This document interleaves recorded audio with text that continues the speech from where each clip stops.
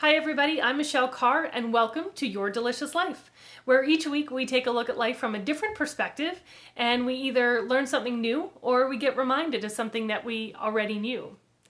Now this week's episode is called How Paper Makes Progress Happen. Truth be told, I'm not a paper person.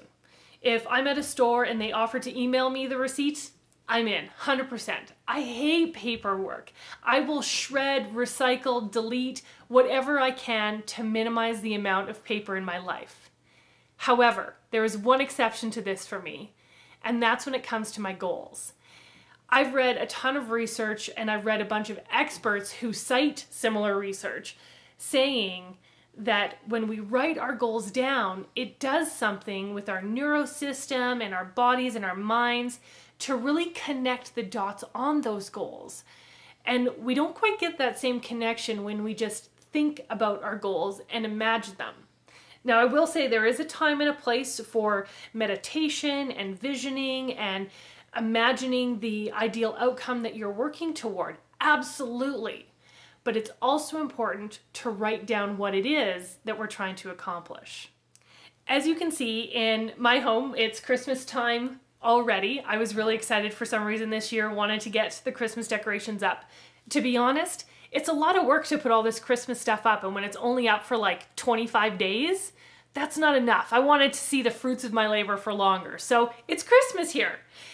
But this is also the time of year that we really start thinking about what we want out of the coming year and what our goals are. So for me, one of the things that I do at this time of year is get myself a new agenda or a planner or day timer, call it whatever you like. And I'm definitely not the only person doing this because no matter where you go, these things are front and center. In fact, if you can't find me, you might want to look at chapters and me milling around the tables with all the agendas for 2018. I love flipping through them and imagining how I would use it and asking, would this fit for my life? And you know what? It can be hard to find the right agenda. I have had a paper agenda probably since middle school when they were issued to us, and I've always kept some format of an agenda. And I've gone through little, pocket-sized ones that were the size of checkbooks for people who know what a checkbook is, to, large-scale ones, to ones where you sort of mix and match and create your own. And it's a process to find an agenda that really fits with your system and your lifestyle. Some people need to be able to throw it in their purse, while others want to have something larger that sits on their desk and sort of stays on the desk. And you might have an agenda that allows you to take notes and brainstorm and think of different ideas on blank pages. Or you might be someone who wants to have pages where you can put contact phone numbers and important phone numbers. So that might be something that you look for. I would encourage you to spend some time figuring out what you want out of a paper agenda and then looking for one that's going to meet those needs. The agenda that I use, that I love, is the Passion Planner. Now, I'm not an affiliate. They're not going to send me money. Well, who knows? Maybe they will. But I just honestly really love this agenda. I had it a couple of years ago for the first time, and I had the larger format. Absolutely loved it. But the second year, I think second or third year, I decided to try something different. I was at Michael's. They had a bunch of new agendas on, and I really liked the look of them. So I went with that.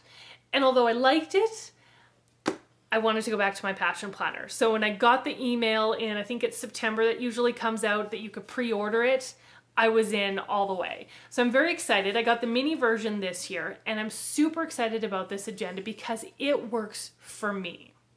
So I want to show you how I make it work and how you can make your agenda work for you as well. All right, let's start with one of the most important pages. A blank one. Yeah. So this agenda is great for me because there's a ton of blank pages at the back of it, and there's also some grid pages too if you like to have more of a, structured setting for your note-taking or for your imagining. And the reason I think that this part of the agenda is so important is because this is where I write my goals. This is where I write my statement of intent. When I work with clients and I do the workshops or on the online course, we go through a process of defining what success is for you in each of the 10 different areas of life. And once we define what success is, we can pretty easily identify some goals that we have to help move us toward that definition of success. Now, one of the things I tell my clients is to make sure that you have that nearby when you're planning your week, because that's really what we are trying to base our actions and our tasks on. What's going to get us to meet those goals? What's going to get us to that vision that we have for ourselves?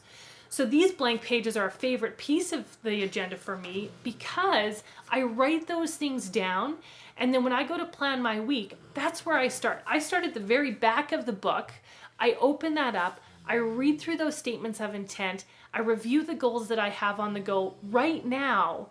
And then my mind frame is set for how do I make this week move me closer to those goals. The next section that's really important for me is the monthly section.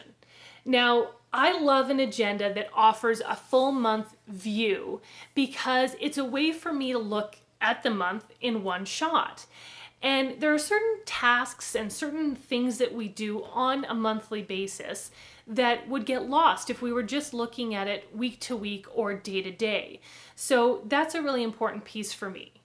And then the second piece that I love is the weekly piece. Now, I just happen to love the way this one's laid out. It has all 7 days of the week. It has time slots all the way along the side. And then there's spaces to write to-dos and tasks at the bottom, and then blank space as well for brainstorming.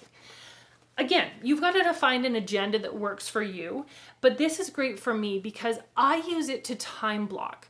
So if I know that I want to get a workout in the morning on a specific day of the week, I can block that time off. Maybe I don't know what exactly I'm going to do, but I know that I've set aside time to do it. And when it comes to projects and working on things that really move me toward achieving my goals, I block time for those.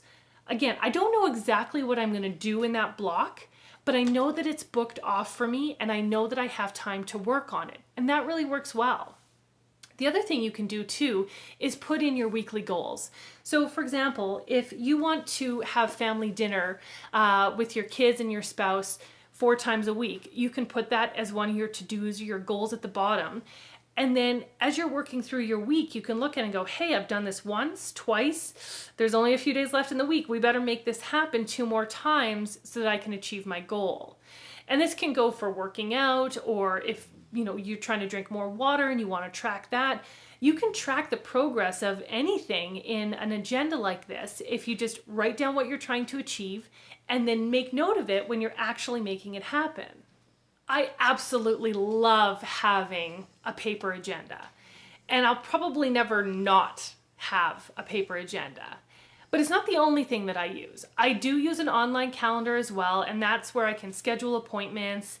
And we'll talk more about that next week and how to make the online calendar work with a paper calendar and how they can actually complement each other and how you can benefit from having both. But for this week, if you really want to accomplish the goals that you have set out for next year, and if you really want to see change happen in your life that gets you living the life that you envision for yourself, I strongly recommend getting this paper agenda because it's a true place where you can write those goals down and then track them to make sure they're happening for you. So what I would challenge you to do this week is find the agenda that makes you smile. Look how excited I am about this thing. I absolutely love this. I'm like, why doesn't it start in December? Because I want to start using it now. But it doesn't start till January, so I'll wait. But find one that you're that excited about. Take some time, go to chapters, flip through all of them on that table, go to Staples, check the ones that they have out there, or go online. There are tons online. I know Chalene Johnson does a 90-day planner. Michael Hyatt has a planner system as well. Passion Planner, of course, I absolutely love. I'm sure there's a bazillion of them on Amazon.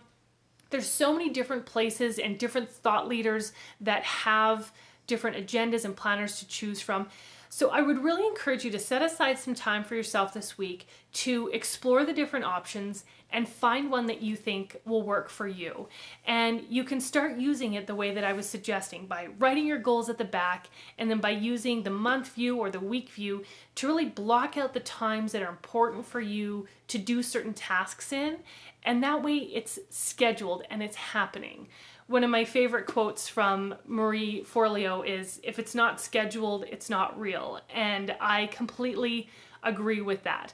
So get an agenda you're excited about, write down those goals, start scheduling time to make them happen, and just watch what happens in your life.